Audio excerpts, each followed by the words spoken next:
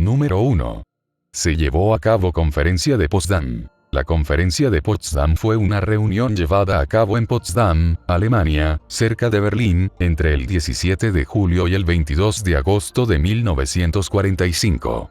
Los participantes fueron la Unión Soviética, el Reino Unido y Estados Unidos, los más poderosos de los aliados, que derrotaron a las potencias del eje en la Segunda Guerra Mundial.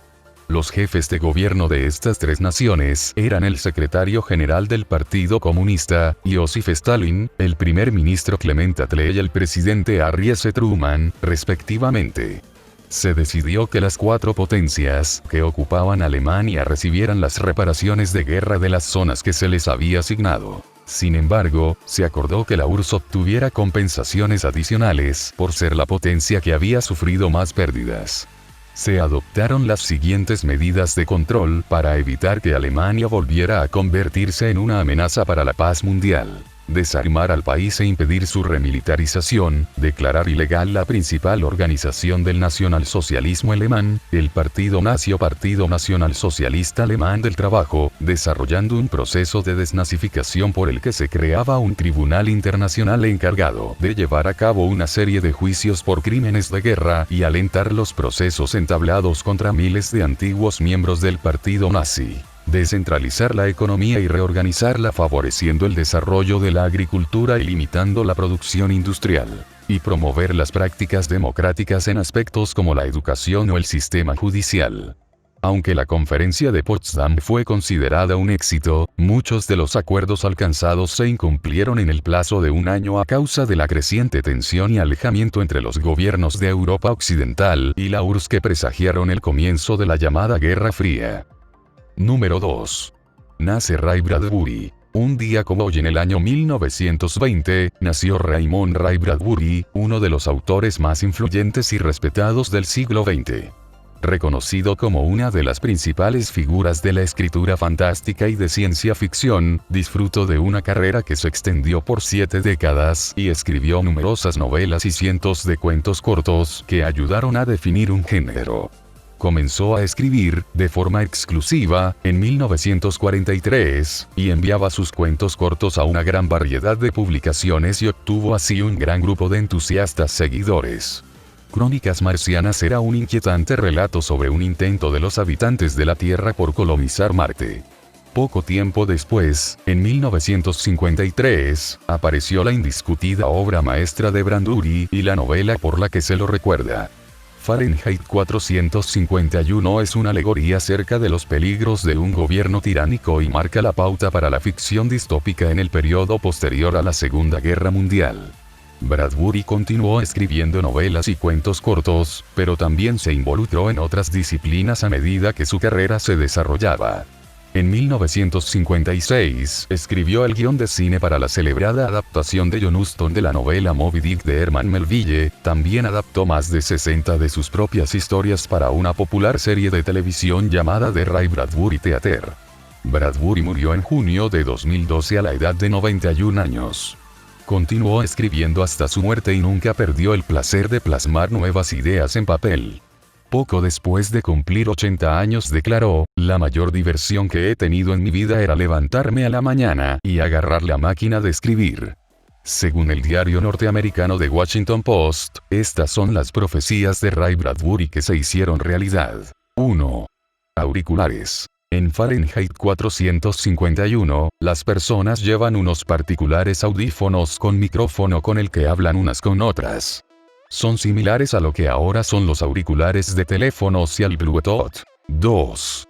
Pantallas planas. En la recordada novela de Bradbury, la sociedad futurística está obsesionada con sus grandes televisores delgados, como en la actualidad. 3. El muro. El libro también menciona que los ciudadanos se comunican con sus amigos a través de un muro digital, la misma terminología y método que usa Facebook para su wall.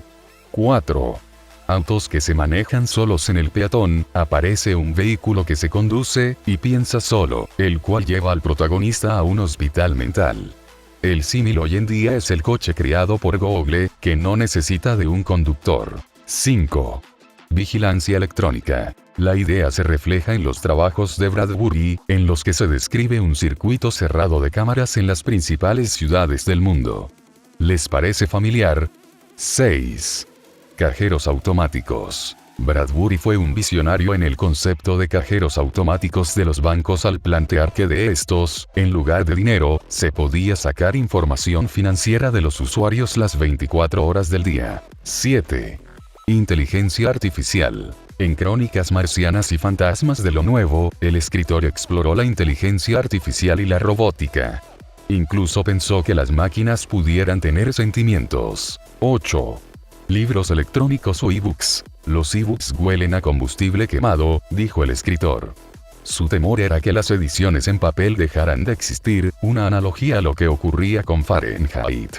A pesar de ser un gran seguidor de la tecnología y los avances tecnológicos, en su casa nunca tuvo una computadora. De igual manera, siempre prefirió los libros físicos. Número 3. Nace Leni Riefenstahl, cineasta de la propaganda nazi. Un día como hoy, del año 1902, nacía Leni Riefenstahl, cineasta alemana cuya obra atrevidamente innovadora le valió la aclamación como genio cinematográfico, y el desprecio como propagandista del nazismo. Aunque su técnica cinematográfica revolucionó la historia del cine mundial y Riefenstahl es hoy considerada una de las mejores realizadoras del siglo XX, su carrera quedó trunca después de la derrota de Adolf Hitler, su amigo personal, en la Segunda Guerra Mundial. Riefenstahl innovó en el arte de realizar documentales con un uso brillante de las imágenes, la música, la edición y la experiencia técnica con tomas en cámara lenta, teleobjetivos, grúas, rieles y planos con múltiples cámaras, entre otros artilugios. Sus documentales, entre los que se destaca Olimpia, que retrató las Olimpiadas de 1936, sentaron las bases del cine documental moderno e introdujeron nuevas técnicas que ampliaron los horizontes del cine en general. Tras la derrota de Alemania en la Segunda Guerra Mundial, fue apresada y acusada de colaborar con el nazismo. Aunque resultó libre de cargo y culpa, la asociación de Riefenstahl con Hitler y el Tercer Reich fue determinante para el fin de su carrera. Falleció el 8 de septiembre de 2003. Número 4. Falleció Jean Honoré Fragonard. Jean Honoré Fragonard nació el 5 de abril de 1732 y falleció el 22 de agosto de 1806. Fue un pintor francés. Durante más de medio siglo fue completamente ignorado. Posteriormente su redescubrimiento le supuso su confirmación entre los maestros de la pintura. Fragonard es uno de los mayores representantes de la pintura del siglo XVIII.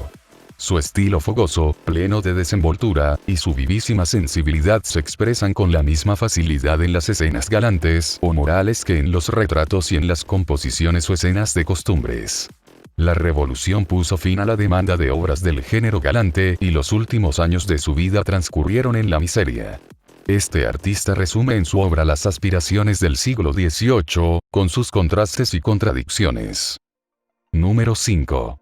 Una revuelta de esclavos en Haití inicia la liberación latinoamericana. El sacerdote vudú Boukman inicia una revuelta de esclavos en la región del Imbé.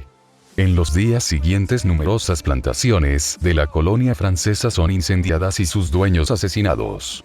Con la consigna de la libertad y la igualdad inspirada en la reciente Revolución Francesa, los rebeldes toman el control del norte de la isla bajo el liderazgo de Toussaint Louverture, un esclavo liberto. Finalmente el gobernador francés acepta otorgar la libertad de una parte de los sublevados e incorporar a sus representantes al gobierno colonial. La rebelión de los esclavos es la primera expresión libertaria de América Latina que logra obtener concesiones de las autoridades coloniales. Expresó la terrible situación del 95% de la población haitiana formada por negros, mulatos y mestizos que vivían sin libertad y sometidos a un trato infrahumano. Número 6.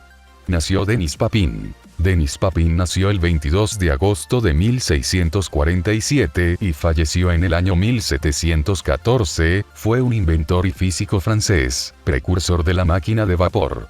En 1673 se instaló en París, donde se convirtió en discípulo de su par Christian Huygens. Ambos estudiaron la posibilidad de aprovechar la energía producida por el vapor de agua a presión. En 1675 acudió a Londres para presentar los trabajos de su maestro en la Sociedad Real. Luego abandonó definitivamente Francia y se instaló en Inglaterra, donde construyó su famosa olla con válvula de seguridad, antecesora de las autoclaves. En 1687, el príncipe Carlos Augusto le ofreció la cátedra de matemáticas de la Universidad de Marburgo. Allí, Papin reprodujo el experimento de Huygens y construyó un aparato perfeccionado que le permitió demostrar que la condensación del vapor produce efectos comparables a los de la depresión de los gases. En un ensayo publicado en 1690, Papin relató la invención de la primera máquina atmosférica de vapor.